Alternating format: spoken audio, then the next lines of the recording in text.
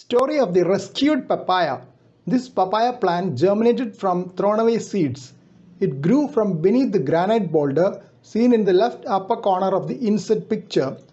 The boulder had to be moved meticulously to give space to the small plant, taking special care not to damage it. The plant can grow into a sparsely branched tree which can be several feet tall. Leaves are confined to the top of the tree. Leaves are palmately lobed as can be seen in the photo. All parts of the plant contain latex. The plant produces both male and female flowers.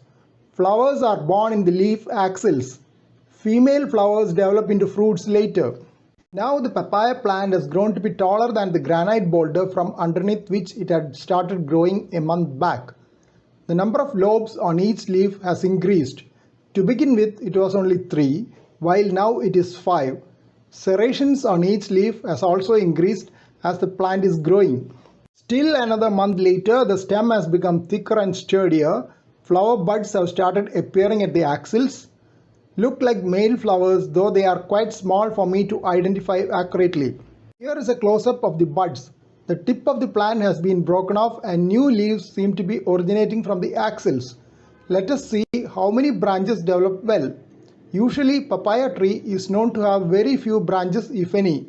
Here is the current status of the plant, now like a shrub, but hopefully will grow into a tree in the near future. Look out for updates on this rescued papaya as well as other aspects of nano horticulture at my city dwelling with space constraints. This is an update to the carrot growing project. In this video clip, you can see the carrot plants dancing in the gentle breeze and enjoying the bright sunlight. Here is a better view in another angle with the plants swaying a bit more as the breeze has become more vigorous. Part of the previous carrot growing time-lapse video follows for those who missed the previous one. Prepared one pot with soil and vermicompost bought online. Second pot was with soil alone. Seeds were purchased online and sown. Watered them regularly and a few saplings came up. But I was not sure whether it was carrot saplings or weeds as I have not seen them before. I checked out online pictures and thought that they almost matched with these and posted them online at my blog on 21/12/2020. This is the picture on 27/12/2020. By this time, a few more new types of leaves had sprung up which matched well with the online pictures, and I was sure that it was carrot plants and not weeds. I had constant encouragement from my followers on Twitter for this project, though they were not agriculturalists by profession. This picture was taken on 11/1/2021 and you can see that the plants are growing well to my satisfaction.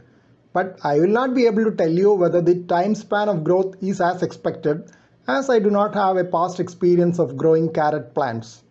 I continue to water them twice a day and gave some top-up vermicompost covered by a little extra soil.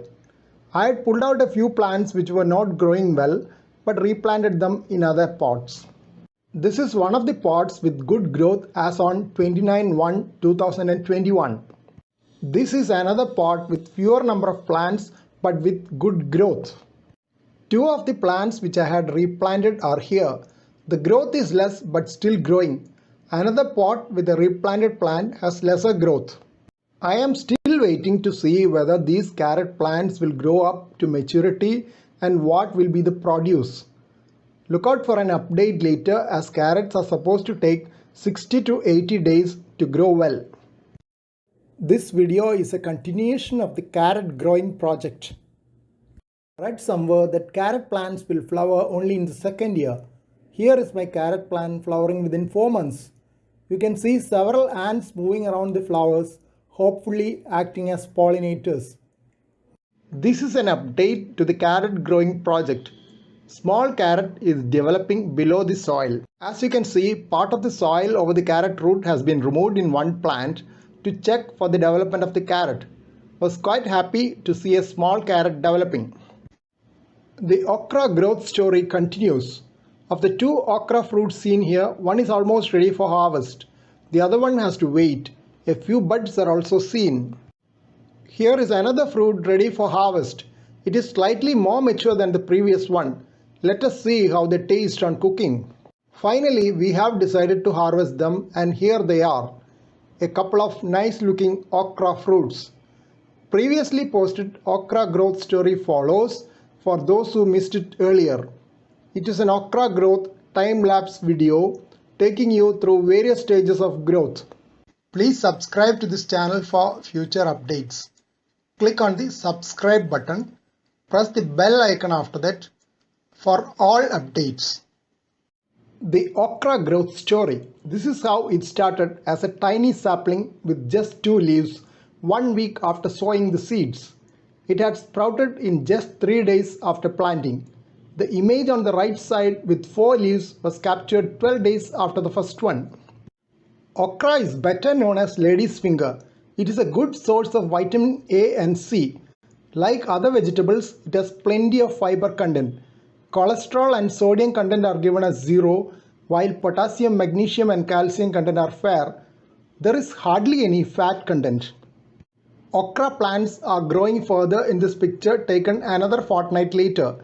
It seems like a few flower buds are forming at the tip, but one cannot be very sure until it develops further, as it is a bit too early to bear flowers for this small plant. Remnants of turmeric spray is seen on the leaves, sprayed in an attempt to keep off parasites.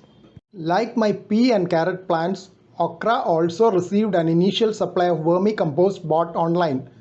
It was covered with a bit of additional soil. Watering was done twice daily to prevent the plants from drying up in hot sun during daytime. Still another 12 days later, when this picture was taken, a few flower buds are clearly seen, but some of these buds do not bloom and fall off prematurely. Couple of pots with carrot plants are seen on either side in the upper part of the picture. Part of another okra plant is also visible. Hi, the okra bud has bloomed into a beautiful flower. The flower has a resemblance to the shoe flower. After all, both belong to the same plant family of Malvaceae. One more beautiful flower and the previous flower has borne fruit. It is heartening to see such a small plant bearing fruit. You can see another plant twig given as a support, fearing that the fruits will cause the plant to fall. Here the okra fruit has grown further, but not yet ready for harvest, or so I feel. The seeds were bought online, so I have no idea of how much this variety will grow. In my childhood days, if I remember correct, the okra plants used to be bigger by the time the flowers and fruits appeared. But those were planted in soil and not in pots like this one. So the okra growth story continues. A new set of seeds were sown, this time in soil on the ground. They have sprouted and reached the 4-leaf stage. Weeds have also started coming up. Watch out for my next video on another vegetable in my nano horticulture. Please don't forget to subscribe to this channel for future updates and click on the bell icon for all updates. Thank you. I was under the impression that growing curry leaves would be an easy option, but it has turned out to be a tough one. This small curry leaves plant was brought from a relative's house and planted in this pot. Curry leaves are added to most Indian dishes to give a good flavor and odor. Please subscribe to this channel for future updates. Click on the subscribe button.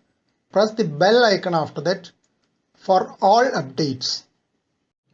Curry leaves can develop into shrubs and even small trees if good care is given. Sometimes they grow by themselves, as seen in many old households. Birds help in distribution of plants sometimes by carrying the fruits containing seeds. In horticulture, plants are often grown using stem cuttings which spring roots and leaves when planted. But my plant withered away, shedding all leaves. I have just tried replanting it in soil and am waiting for the results.